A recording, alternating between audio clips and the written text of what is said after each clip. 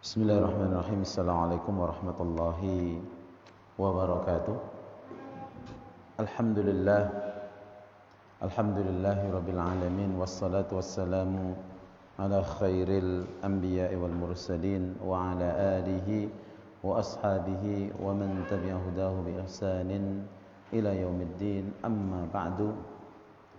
Faya ikhwatal iman, usikum wa nafsi بتقوى الله عز وجل فقد فاز المتقون.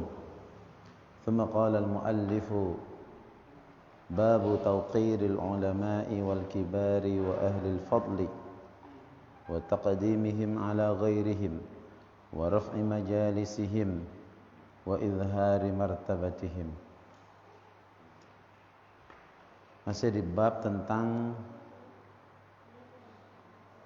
bagaimana memuliakan para ulama, orang tua, orang-orang yang memiliki keutamaan, mendahulukan mereka atas yang lain, memuliakan majelis mereka, ya, dan juga memperhatikan kedudukan mereka.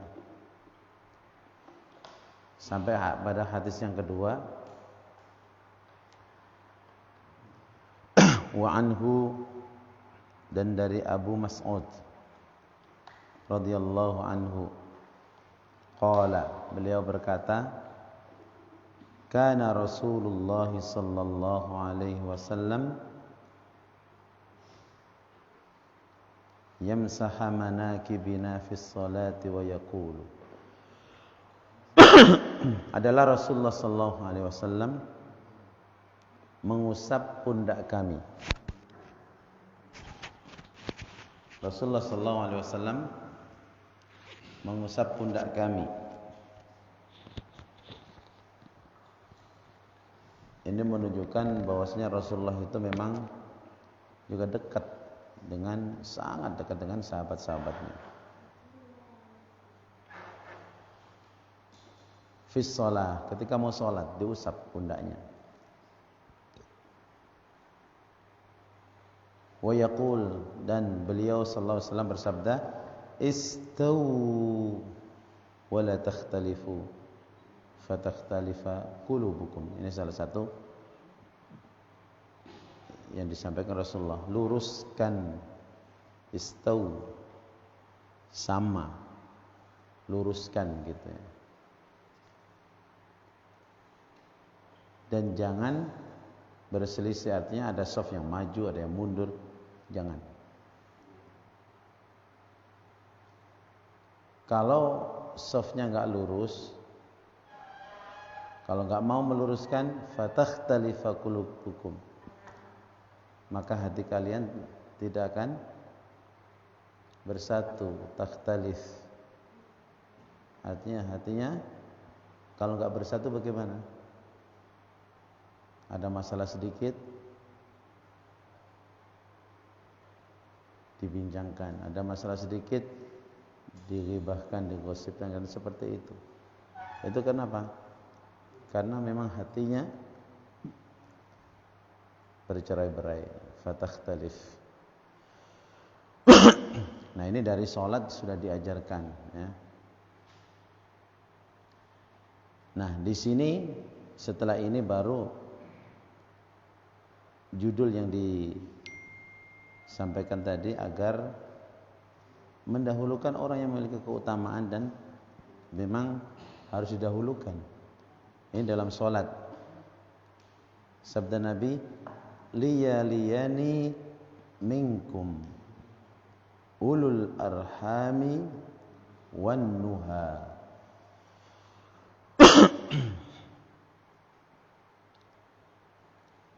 Agar berdiri di belakangku adalah ulul arham, ulul ahlam, orang-orang yang sudah baligh. Jadi tidak boleh berdiri di belakang imam belum baligh, ya, masih kecil. Karena apa? Kalau nanti imamnya salah, bisa ngingetin. Wan nuha, di samping baligh juga yang nuhai ashabul uqul, orang-orang yang berakal, yang mengerti, yang punya ilmu. Karena mereka ini orang-orang yang mengerti kalau sholat salah, kalau imam umpamanya batal, bisa langsung ganti. Jangan sampai nggak ngerti di belakangnya.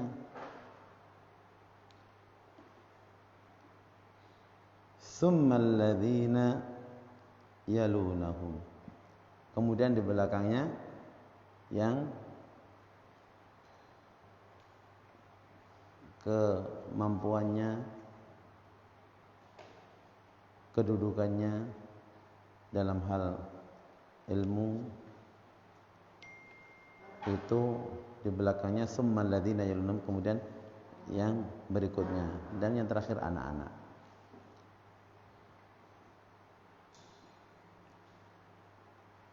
Rawahu Muslim, hadis riwayat Imam Muslim. Wa qauluhu sallallahu alaihi wasallam liyaliyani huwa bi takhfifin nun, liyaliyani wa laysa qablaha ya, liyalini, bukan liyaliyani tapi liyalini, wa laysa qablaha ya, artinya tidak ada ya sebelumnya, bukan liyaliyani tapi liyani, liyalini ya, liyalini. Wa ruya bi tasydidin nun ma'a ya qablaha. Dan juga ada riwayat liyaliyanni. Jadi ada dua riwayat, liyalini berarti dengan dibuangnya harful illah. Aslinya liya ya liya, atau ada nun musyaddadah muakkadah, liyaliyanni, itu riwayatnya. Wan nuha ay al uqul. Jadi ulun nuha artinya ashabul uqul, yang mengerti, yang faham, itu ulun nuha. Wa ulul arham humul balighun.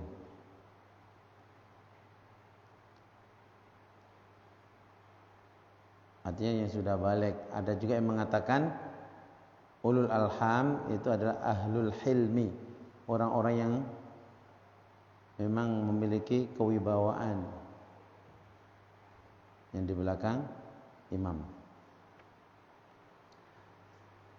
Ini ajaran yang diajarkan Nabi bagaimana mendahulukan orang-orang yang memang berhak untuk didahulukan. Ya, seperti dalam sholat ini. Sekali lagi, ini ketika datangnya bareng. Nah, di situ didahulukan di belakang imam, sekali lagi yang sudah balik dan yang faham tentang agama. Kalau nggak paham tentang agama, di pinggir. Ya. Ini Islam memuliakan seperti itu, karena memang berbeda orang yang berilmu dengan yang tidak berilmu. Ya. Qala an-Nawawi rahimahullahu taala taqdimul afdal fal afdal ila al-imam li'annahu aula bil ikram. Imam Nawawi mengatakan mendahulukannya orang yang memiliki keutamaan yang lebih, kemudian yang di bawahnya, dan begitulah yang harusnya dilakukan siapapun yang berdiri di belakang imam. Kenapa?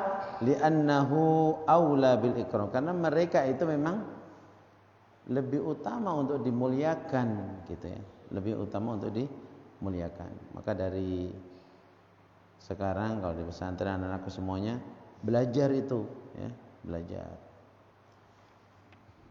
Nanti di rumah prakteknya dengan ayah ibu, makan bareng. Ayah ibu pasti pengen makan cepat, seneng kalau anaknya makan. Tapi ini sudah belajar.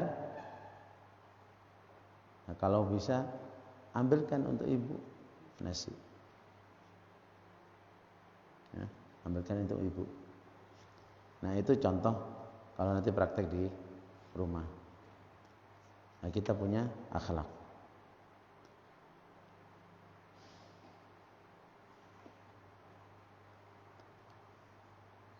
Wala yatafattan litanbihil imam anis sahwi wa li'annahu yatafattanu litanbihil imam anis sahwi ma la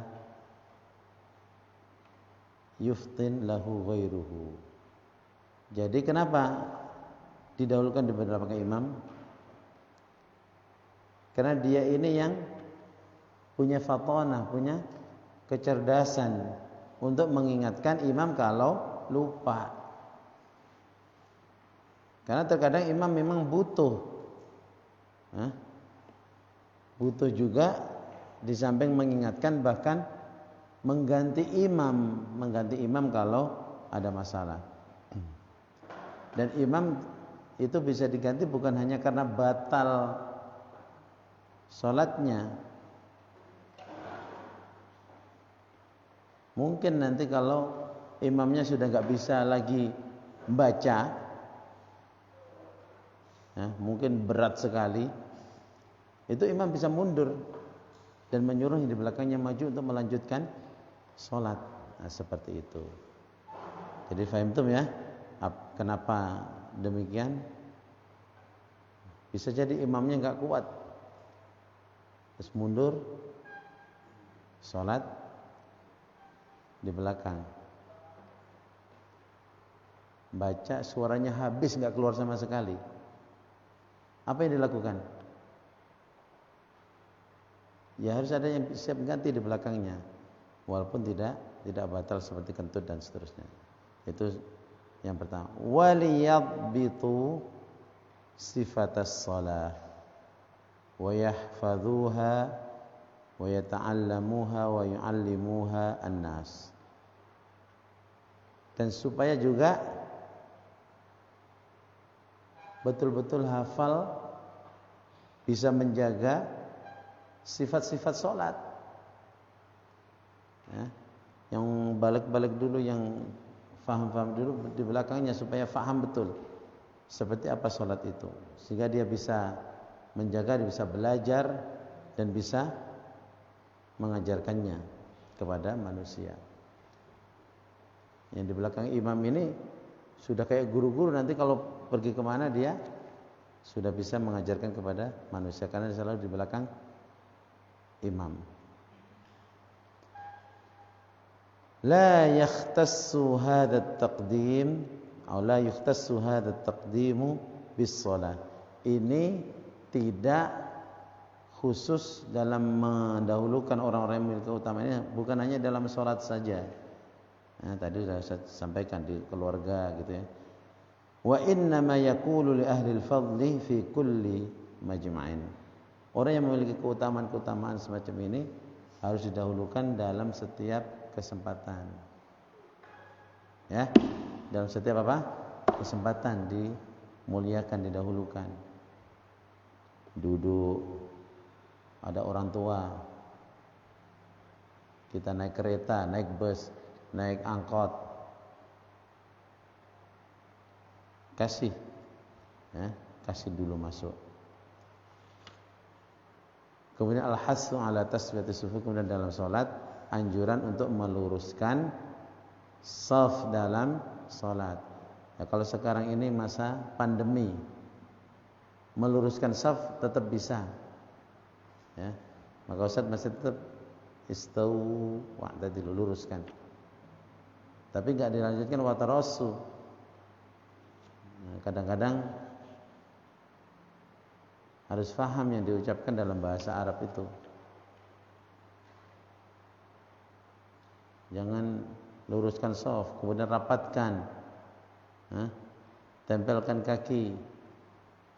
Nah, ini perintah yang tidak pada tempatnya. Kadang-kadang pengen menyampaikan perintah tapi harus faham, terutama imam yang di depan. Jangan semuanya istau wa'tadilu wa tarasu. Nah ini nanti kalau merapat semua nggak salah. Padahal sekarang kita dianjurkan untuk menjaga jarak. Nah, cukup istau gitu aja. Wa'tadilu cukup. Wal i'tina'i biha, dan memperhatikan hal tersebut. Fi taswiyatis sufuf, dalam meluruskan shaf, kalau dalam kondisi aman tidak pandemi, wa tarasul manakib, dan merapatkan pundaknya. Nabi kan ngusap-ngusap pundak tadi ya. Itu supaya rapat. Para ulama salaf itu baju yang rusak itu yang pertama kali adalah pundaknya. Kenapa? Memang saking seringnya pundak tersebut dibuat untuk merapatkan shaf. Sekali lagi ini ketika masa normal. Tapi ketika masa pandemi seperti ini, jamaah sekalian, ya kita diperintahkan untuk menjaga jarak, maka kita gunakan menjaga jarak tersebut dalam setiap kesempatan kita. Semoga Allah segera mengangkat wabah ini. Faham ya? Tapi saya baca ini di masa normal, fi taswiyatis sufuf wa tarasil manakib isyaratun ila wahdatis saffi fil ummah. Jadi meluruskan shaf, merapatkan, itu adalah merupakan isyarat umat itu bersatu.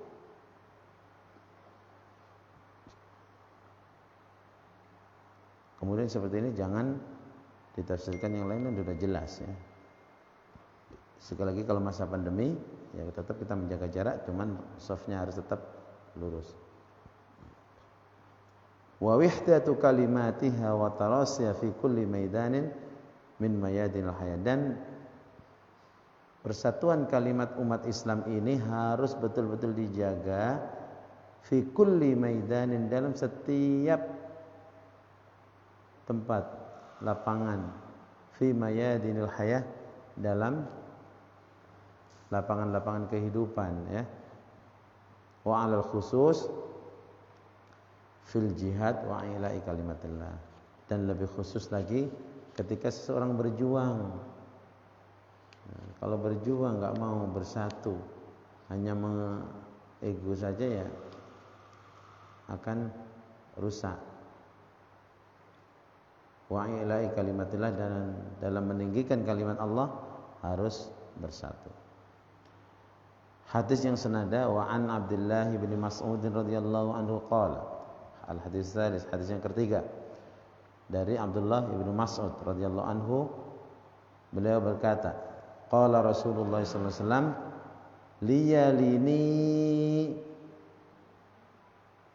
liyalini minkum ulul ahlami wan nuha, thumma alladhina yalunahum, thumma alladhina yalunahum, thumma alladhina yalunahum, salasa marrat.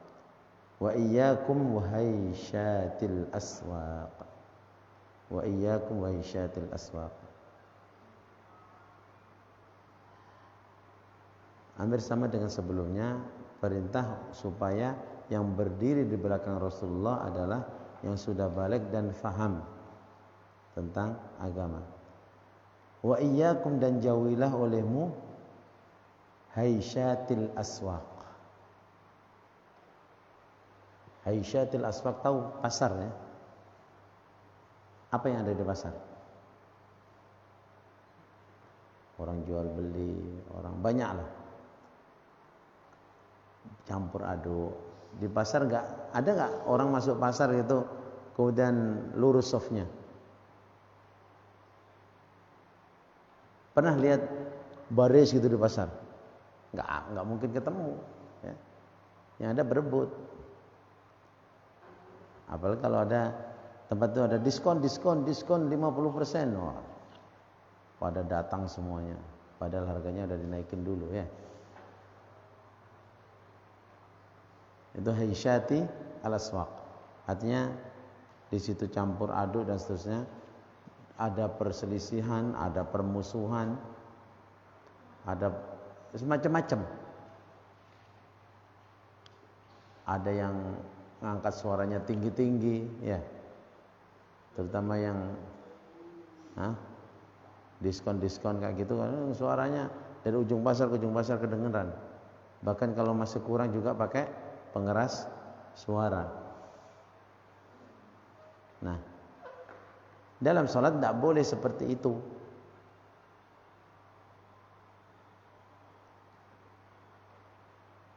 Haisyat atau al-hashwu itu artinya ikhtilat, campur. Ya, campur laki, perempuan, besar, kecil dan seterusnya, enggak ada aturan. Memang seperti itulah di pasar, Jangan seperti itu.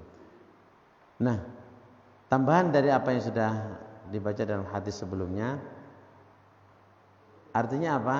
Dilarang ribut kayak di pasar ketika sholat.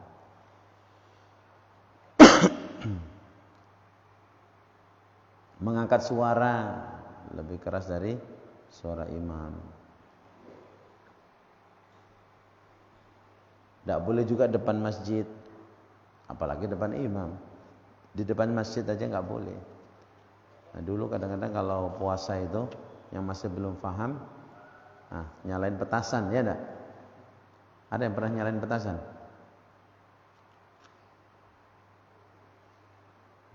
Nggak ada, alhamdulillah.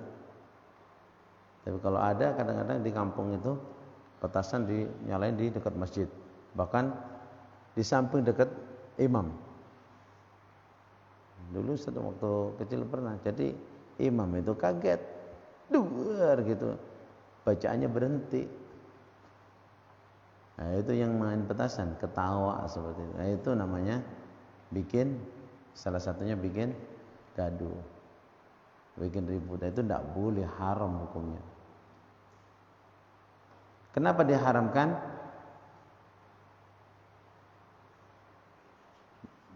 Karena di situ bikin ribut. Maka adamu tashwis al musalli, enggak boleh mengganggu orang sholat.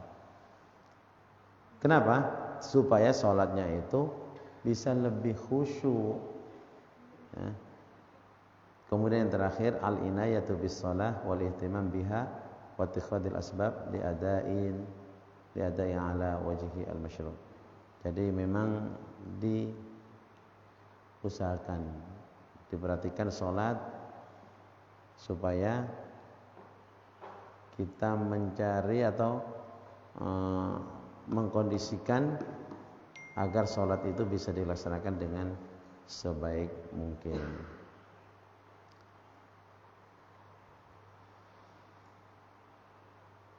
Saya kira ini aja dua hadis yang hampir sama. InsyaAllah besok kita lanjutkan lagi sedikit demi sedikit. Jadi faham ya ini tentang menempatkan siapa yang harus didahulukan, ya. Dan ini sekali lagi ini konteksnya dalam sholat, tapi juga di luar sholat kita diperintahkan untuk melakukan akhlak yang mulia ini. Aqulu qouli hadza wa astaghfirullah li wa lakum. Assalamualaikum warahmatullahi wabarakatuh.